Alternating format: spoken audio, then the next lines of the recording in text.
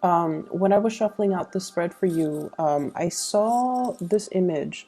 So I'm looking at this guy. He's probably in his, I don't know, 30s, 40s, and he's at a blackjack table. So he's sort of like right here facing me. And it seems almost like I'm looking through the perspective of a blackjack dealer. And I'm not familiar with card games, but I believe that's the game where you have to, all the cards have to add up to 21.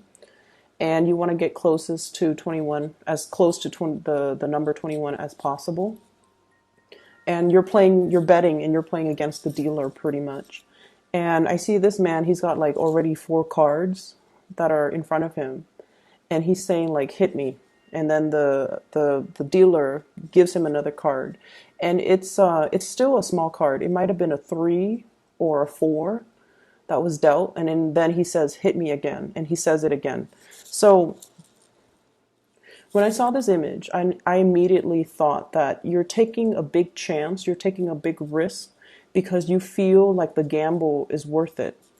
It's almost like you're calling somebody's bluff, or you are doing something where there are a lot of risk involved, but there's also a huge payout involved as well.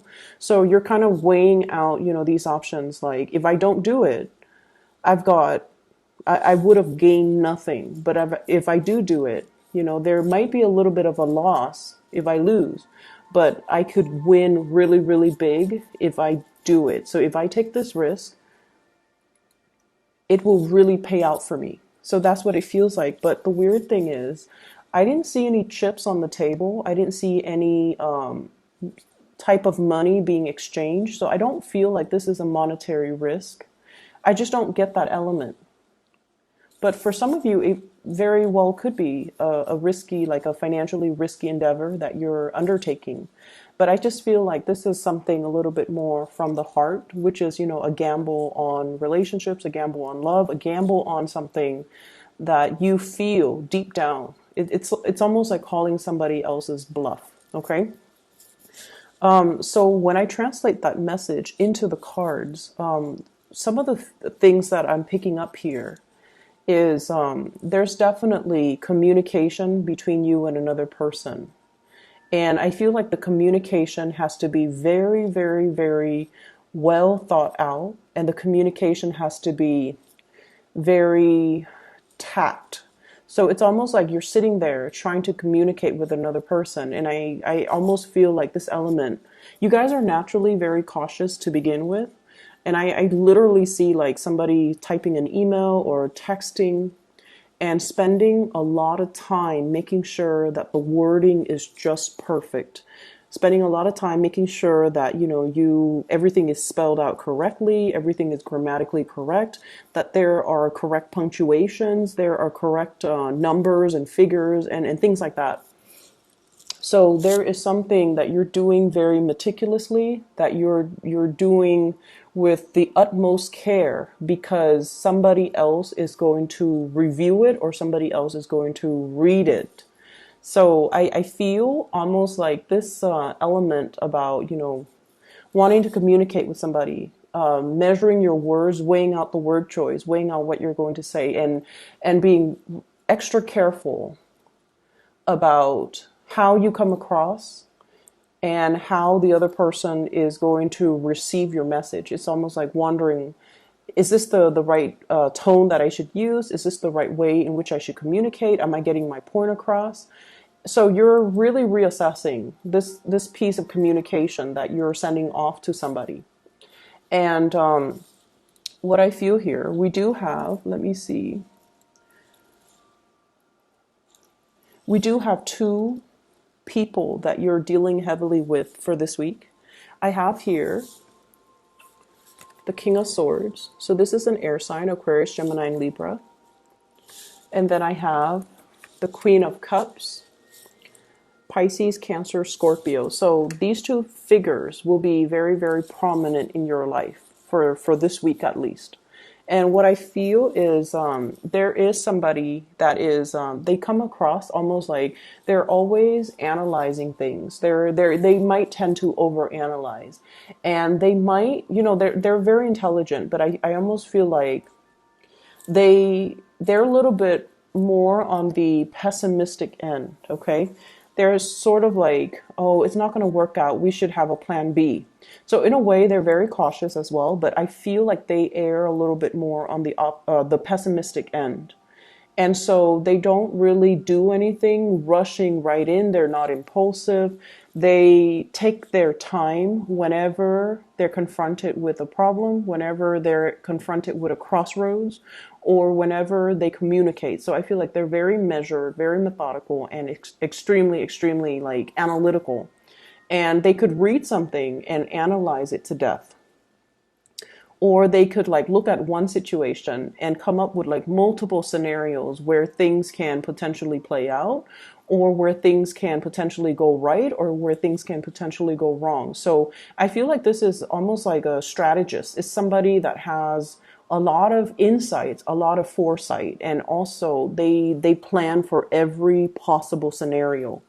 And so when you're dealing with this person, I feel almost like they're giving you a lot of different scenarios for you to mull over, for you to analyze. And I feel like in a way, dealing with them can be very refreshing for you, because I feel like a lot of the times you guys do, get really stuck.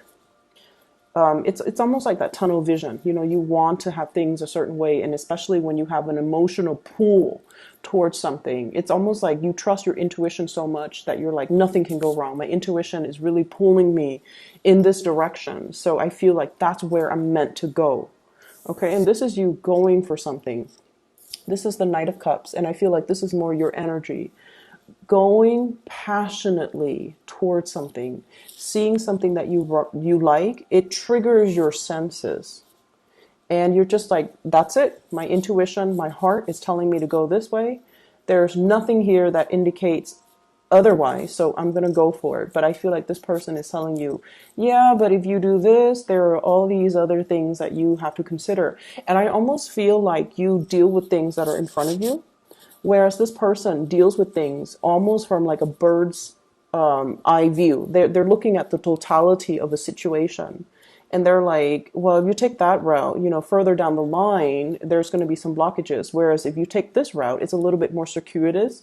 It's not as straightforward, but you can circumvent this potential pitfall. So you're dealing with somebody who is like that. And that's why your communication has to be very, very methodical and very measured.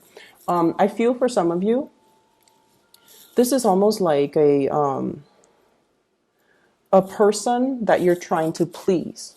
Okay. So when I say that, I feel like, you care about this person. You're emotionally, there's some type of an emotional investment here. Because honestly, when you don't care about somebody, you don't care you don't care about their opinions, and you don't care how they perceive you. You just don't care. But I feel like you do care, and that's why you do things in such a measured way, because you want to please this person, and you want to, it's almost like you respect them. And so their opinions matters a lot to you. Their advice, their counsel, their opinions, whatever they say, it matters a lot to you. So that's what I'm seeing here.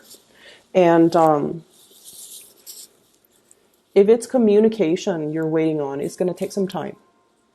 If it's communication that you're waiting on from this person, I feel like it has to take some time. And I'm almost feeling, so the senses, okay, the senses. It's like someone who's, this might be a separate message altogether.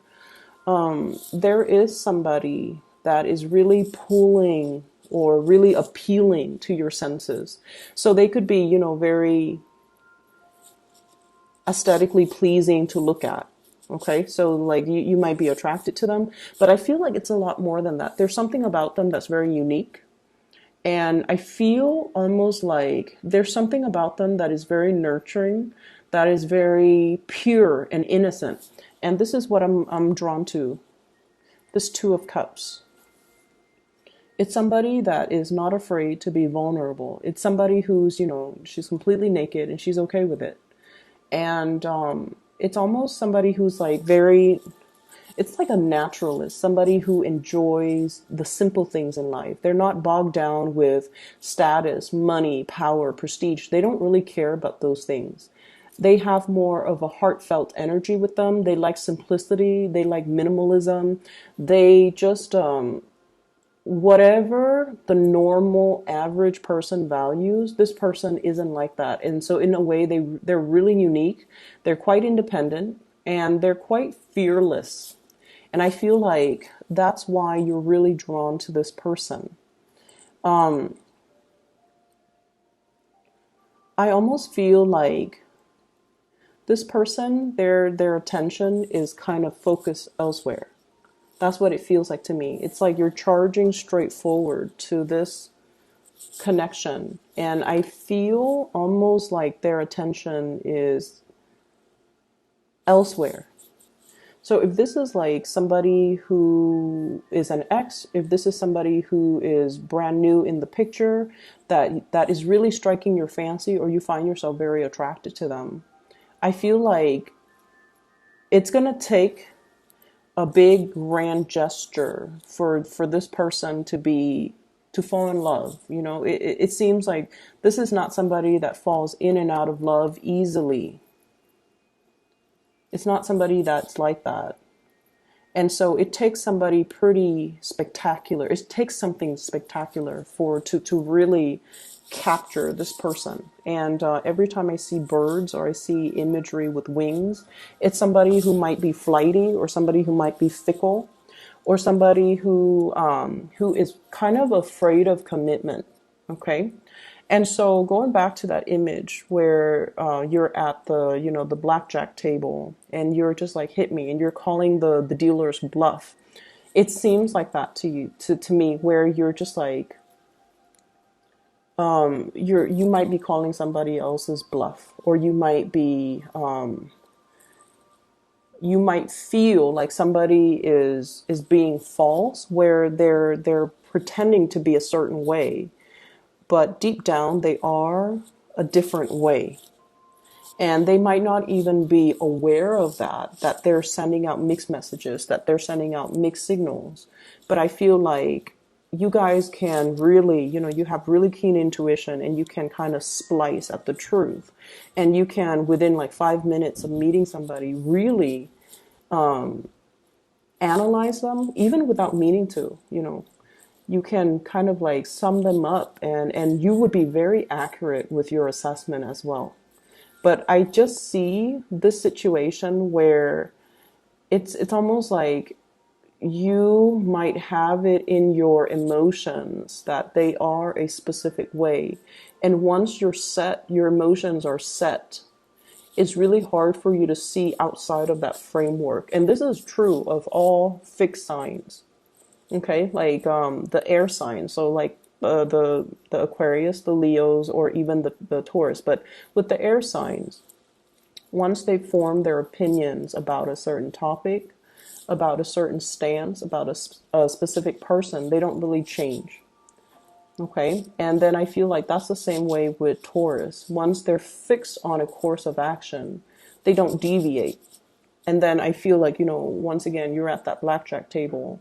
It seems like you're accumulating a lot of cards and you're taking a huge gamble. And it's almost like, anytime now it's going to be a bust. It's going to exceed that 21 mark. But you're willing to bet. You're willing to go forward. So it's almost like the reality of the situation is you kind of need to stop while you're ahead.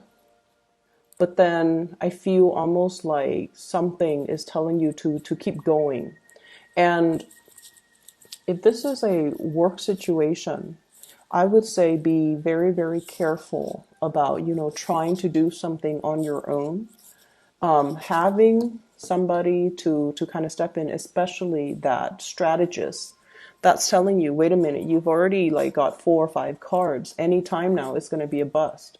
So why don't you quit while you're ahead, or let me assist you, let me give you a different strategy so that you can do it the right way. Okay.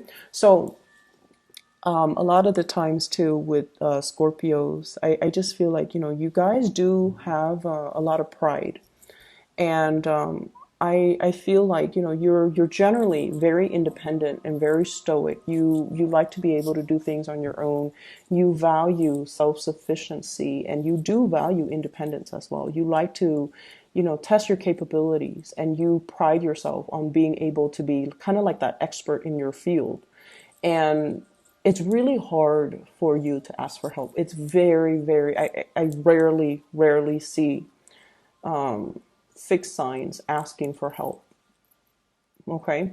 And this is not about, throwing yourself a pity party, or this is not about, blindly walking down a path where it's not going to pan out well for you.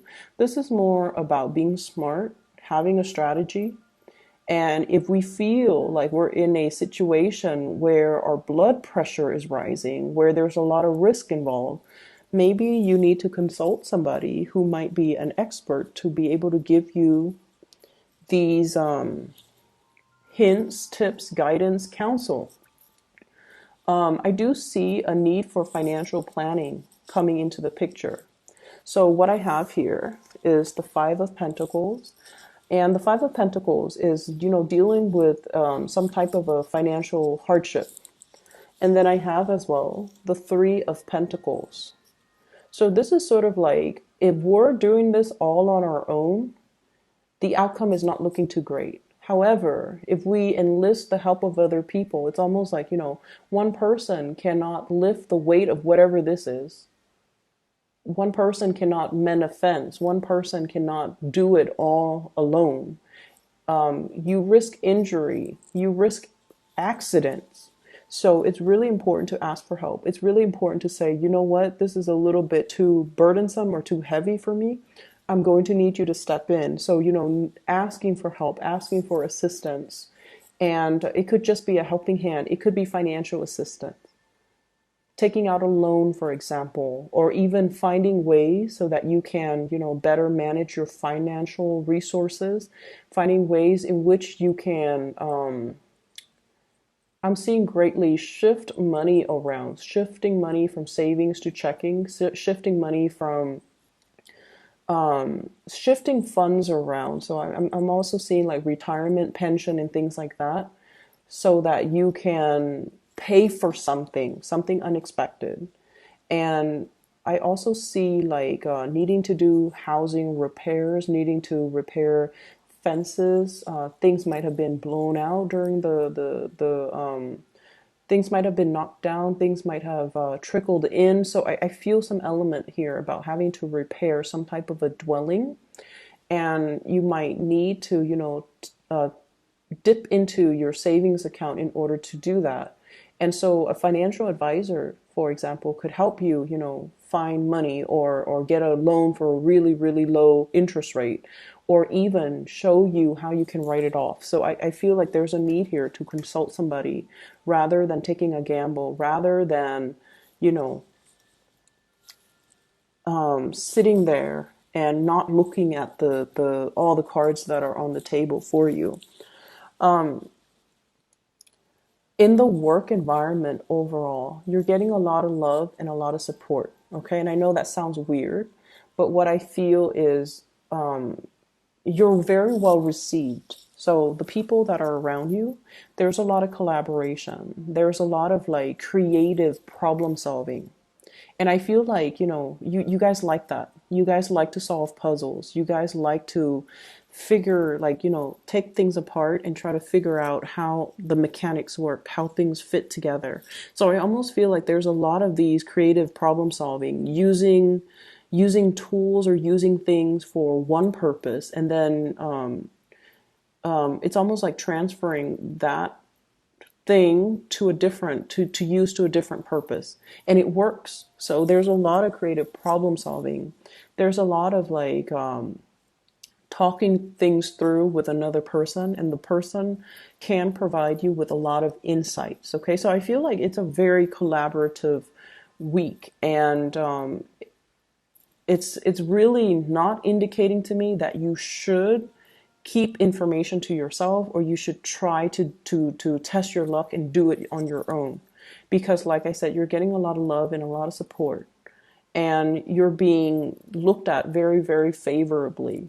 So anybody will be more than willing to come to your rescue, to help you, to assist you, or even to sit down and, pick your brain. So it's really important to, try not to do it on your own. Okay. I don't see a very busy energy, but I see this sort of like merry-go-round. When it comes to communication, more than anything, when it comes to love, when it comes to relationships, when it comes to communication, it's it's just this revolving door is what I'm feeling. This revolving door, and merry-go-rounds, revolving door, all indicate cycles. All indicates like a situation that is very monotonous, that we want to get off. Like you just want it to end. You just want the ride to end so that you can get off and then like try a different ride. So there might be a situation where things are a little bit monotonous, where things are a little bit dry, where things are a little bit stale, and you might not feel like your heart is in it anymore. And then there's definitely another connection here, I feel, that's really pulling you in a different direction. Okay. But I just feel like you have to be a lot quicker when you act. That's what it seems like to me. What I have here, and these are two major arcana cards, so let me just talk about them. This is the Justice, and this is the Chariot. So both of these are major arcana cards. And what it's saying to me here is when something is right, it doesn't have to feel so hard, okay? When the balance in a situation, in a work environment, in a relationship, in any type of an interpersonal communication, if things are right, despite your differences. So let's just say, if you disagree with somebody, right? As adults, you both can talk about your differences, talk about your different beliefs, talk about, all the things that make you different without it being conflictual. And so if things become conflictual, and if it's, coming through from the other person, then it's because they're not emotionally mature enough to look at a situation as an adult. So if you disagree with something that they believe in, and then they take it as a personal attack on their belief system or on them, then it basically means they're not able to detach their ego from, their beliefs. And so you might need to kind of look at the maturity level of the person that you're with and try to assess whether or not they're on your same wavelength, okay? So the Justice here, the Justice card, is all about balance. It's all about recalibrating. And it's all about seeing both sides to the story. And this is, once again, that blackjack customer, the person at the blackjack table. He's got it in his head that I'm going to win big, But then at the same time, seeing both sides of the story, seeing that, the dealer's cards are not revealed. So you might need to look at a situation in a little bit more of a realistic mindset. And you also have to kind of come into this sense of, if it's meant to be, it shouldn't be so hard, okay? I shouldn't have to try so hard to pull things forward on my own, because I definitely see there's a lot of resistance here with this Chariot card. And if you're dealing with a Cancer even, I feel like this is a very, very caring person, but for whatever reason, there's lack of momentum, lack of progress, or lack of movement in the right direction with this person. Okay, so this could be business, work, colleague, relationship, as well as love relationship. There's lack of consensus. There's lack of like common ideologies. The traditional Rider-Waite deck depicts the Chariot as two people that are very, very different from each other, and they're trying to move in the same direction. And it's strange because this deck is not showing me the horses with two different colors. It's showing the same color, and it shows me as well you potentially could be dealing with another water sign, but for whatever reason your interests, your goals, your life path, or the things that you're trying to pursue might not be in alignment with one another. All right, so I'm going to leave it at that. Scorpios, I hope that the reading is helpful for you as you navigate this energy for this week.